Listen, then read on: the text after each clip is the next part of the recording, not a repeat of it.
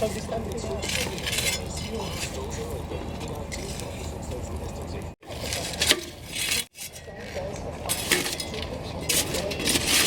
utang-utang na ako. Masarap siya. Mga 1/4 na ako nabuhat. Ay, iapas yan na ako katang pagkakasarap ka. Ako sa kuha ng recipe sa Kuya, nagmamalin ko ito. Pangahoy yun. Ihagyo dahil ni siguro. Porto ng pangahoy.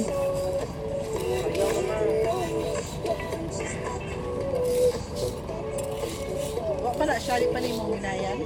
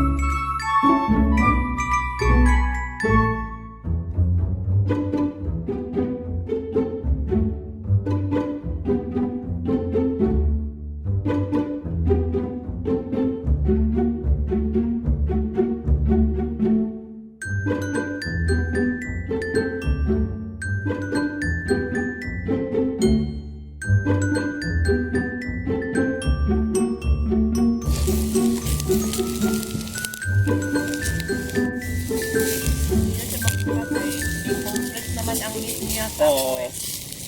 Naka-hold na siya. Nakauyon. Kumbaga na siya foundation. Lamay siya.